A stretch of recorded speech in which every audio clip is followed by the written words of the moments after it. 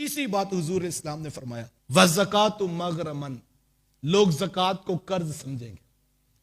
जब उनसे कोई कहेगा यार ज़कात दो 2.5% ये रब का हक है, तो वो ऐसे महसूस करेंगे जैसे कोई कर्जा हमने देना है, जबकि रब के दिए हुए में से देना था। उस वक्त इसको खुश होना चाहिए था कि जिसने इतना कुछ दिया वो कहता है सिर्फ 2.5% मेरी राह पे खर्च कर दो। उस वक्त इंसान को खुश दिली से ज़कात देनी थी, लेकिन उस वक्त ये घबरा जाता है और ज़कात का मौसम आते हीले बहाने ढूंढता है किसी तरीके से मैं बच जाऊं। वो लोग मसला पूछते हैं तो जब मसला बताएं तो फिर कहते हैं फिर हम ये वाली नियत कर लेते चलो इस तरह ज़कात नहीं पड़ेगी। और मैं कहता हूं कितना नादान इंसान है। वो कहता तुम सिर्फ गिन के 2.5% दो, मैं तुम्हें इतना दूंगा कि तुम हिसाब ही नहीं कर सकोगे। वो कहता मैं इतना दूंगा और ये समझता अब ये तो मुसीबत बन गई, अब कर्ज, अब रमजान भी आ रहा है तो ज़कात दूंगा कैसे। ये उसको कर्ज समझता है, बोझ समझता है, जबकि ये तो खुशदिली से अदा करनी थी। अगर अल्लाह ने तुम्हें माल दिया है उसकी ज़कात का हिसाब पूरा रखो, और यकीन जाने जो शख्स ज़कात अदा करता है उसके माल को कभी घाटा नहीं आ सकता, और जो ज़कात नहीं अदा करता वो जितना मर्जी का माल है वो ज़वाल पजीर है, उसका माल खत्म हो जाने वाला है।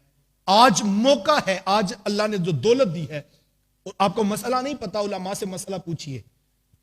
साल के बाद आखिरी ज़कात मुश्किल अगर बन जाती है तो आप उस ज़कात में महाना किस्तों में भी आप साथ साथ भी ज़कात अदा कर सकते हैं।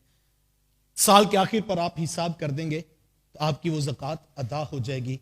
तो ज़कात एक ऐसी चीज है जो माल में बरकत डाल देती है, और जो शख्स ज़कात अदा नहीं करता, बाज लोग ऐसा होता कहते हैं हम वैसे ही तो अल्लाह की राह में बढ़ा देते हैं, नहीं वैसे हो रही, ये बात याद रखिएगा। आप समझते हैं हम महाना फंड देते हैं, हम जो है वो मदरसे को देते हैं, गरीबों की मदद करते हैं, यतीमों को भी देते हैं, हम कितनी जगहों पे तो खर्च करते रहते हैं। कोई बंदा कहता है कि हमारी इससे ज्यादा ही बनती होगी, कम ही ज़कात बनती होगी। ऐसे नहीं है, ये नहीं कि जितना भी आप खर्च करते हो सारा ज़कात खाते में डाल दें, ऐसे भी नहीं है। उसका हिसाब करें, उलमा से पूछें, उसके ऊपर नियत करें और फिर ज़कात अदा करें। एक बात। और दूसरी बात यह है कि बाज़ औक़ात इंसान जब ज़कात अदा करता है तो वो ज़कात से बचने के लिए उसमें कोई ना कोई मुख्तलिफ नियतें डाल लेता है। तो मैं ये कहता हूं यार धोखा किसको दे रहे हो? उसको जो बंद सीनों के राज भी जानता है। क्या उसको नहीं पता कि किसने किस नीयत से प्लाट खरीदा था? तो हमें अपनी नीयत के किबले को दुरुस्त रखना है और खुशदिली के साथ अदा करें। और यकीन जानिए जो सही तरह से अदा करते हैं ज़कात, मैंने कहा आप निशान लगाएं उस शख्स पर, उसके माल को कभी घाटा नहीं आ सकता।